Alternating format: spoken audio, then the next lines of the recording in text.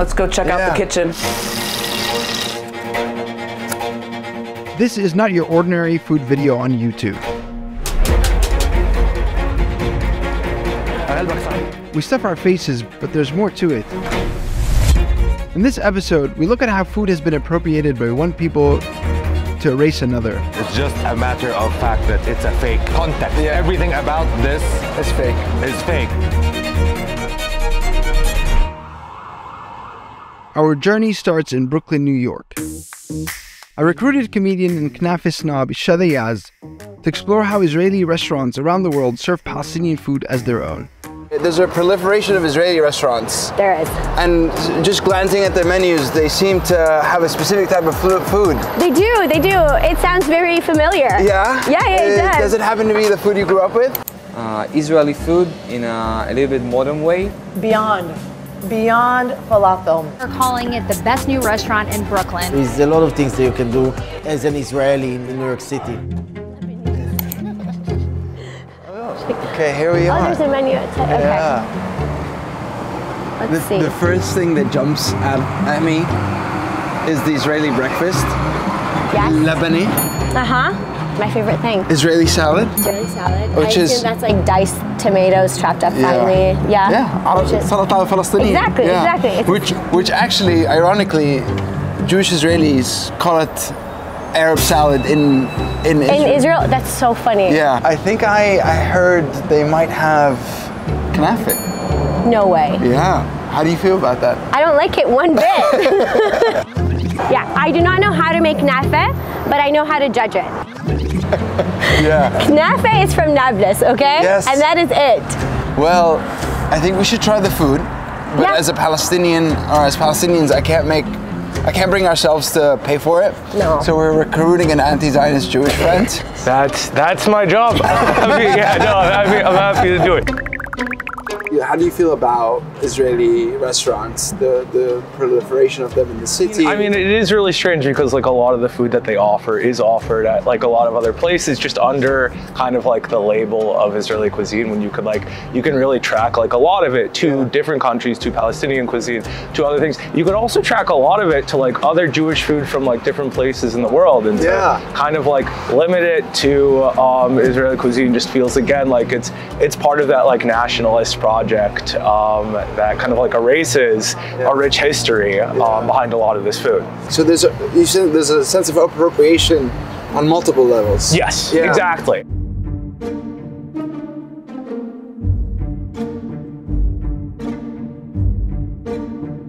Yay, mission accomplished. I'm excited to taste this food situation. I know. Yeah. It's like a mukbang. It's like a mukbang. Have you ever done one? No, this will be my first.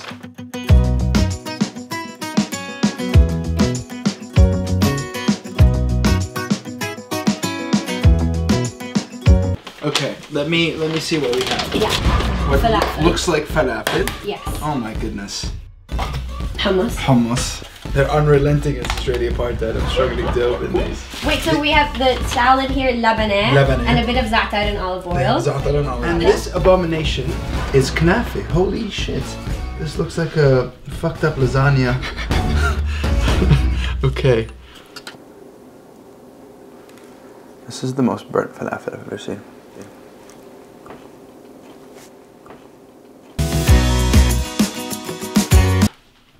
Palestinian salad. Lebanese, which is like a cream... A strained yogurt. A strained yogurt, like a very creamy texture. And za'atar is a herb that grows all over Palestine. And actually, the Israeli authorities have banned its picking. And you can get arrested or fined for picking za'atar in Palestine. And now they're putting it all over appropriated Palestinian food in New York. I gotta try this Lebanese. People have to understand, Lebanese is like the go-to sandwich. You toast the bread, Lebanese sandwich, you take it to school. It's what we have for lunch as kids. And the fact that this is now being marketed as Israeli breakfast. I know.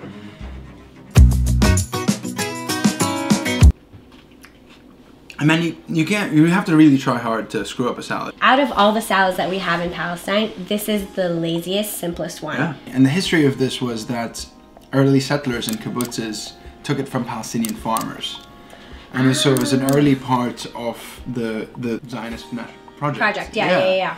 And so now it's marketed everywhere, and you type in Google Israeli salad, and it's everything that comes up. It's ridiculous. Nothing here is really Israeli, but the biggest thing I think both Shatha and I are mad at is the knafeh. And as the knafeh snob, I'm gonna let you take the first bite. Okay. But wait, I think we need to dress it up because apparently it needs we dressing. need to be fair. So we're gonna do the honors. Oh, can you taste it before you put The it in? knafeh snob is coming out. Yeah.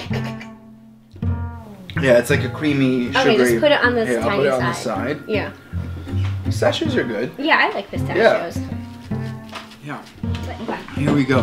I'm gonna try the... Are you gonna try what looks grape- like mold? Yeah. Amazing. You're very brave. I commend you. Don't smell it. I won't smell it. This is god awful. It's really bad. This is god awful. It's truly bad. So, this was on the menu as a Syrian dessert, Interesting.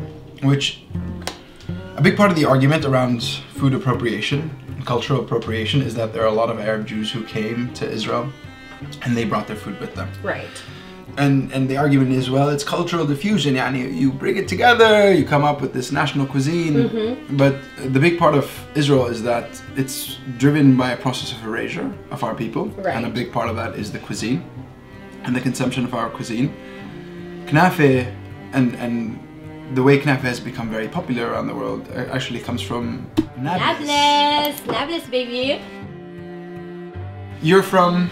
I'm from a town very close to Nablus. My family is. So we're very picky about knafeh. Yeah. My dad grew up having knafeh in the evening, and then he told me the next day you take a piece of the knafeh, put it in pita bread, and that would be your lunch at school. That's hardcore. So knafeh is incredibly Palestinian. Very. And it's very. And knafeh nabulsiyeh with the creamy cheese comes from the city. You can recognize that Jewish Arabs have connection to these foods, but to fundamentally say it's only that, Exactly. and not the indigenous population that we've colonized and ethnically cleansed, Right. is the fundamentally problematic part. Exactly. And so it has to be centered at the heart of this story around cuisine, especially when you're promoting it to the world. Absolutely. Yeah. Absolutely. And especially at a time where there's just a sense of responsibility when we consume any food. Yeah. So this is not an issue that's specific to Palestinians, Yeah, right? yeah. Like populations have moved, countries and borders have changed, demographics of places have changed. But across time, like if you were to have an Indian dish, someone would be like, hey, this is actually more Pakistani, this is more Bangladeshi, this is more from Punjab. Like there's a distinction and an understanding of that, and to just be like, well, this is just Israeli.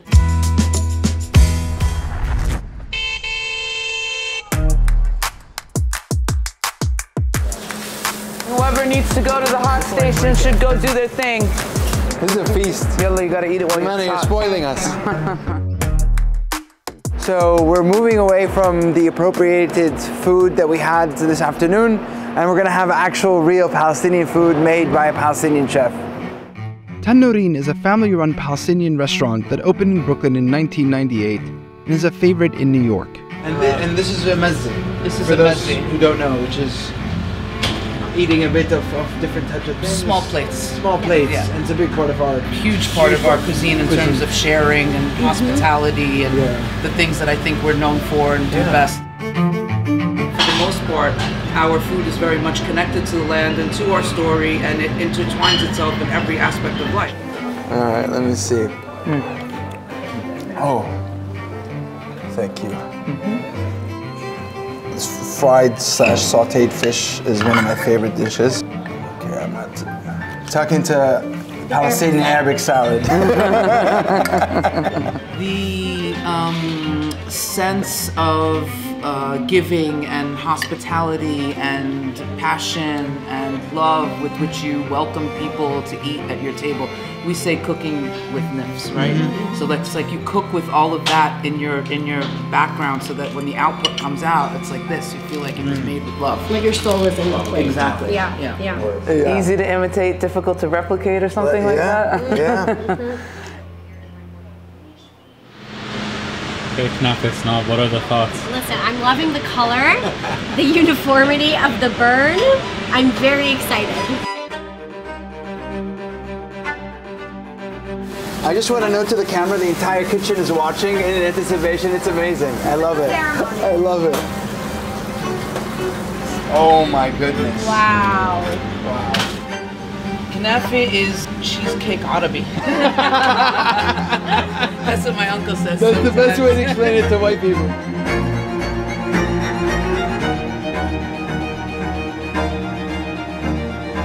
Shatha's a knafeh snob. How are we feeling?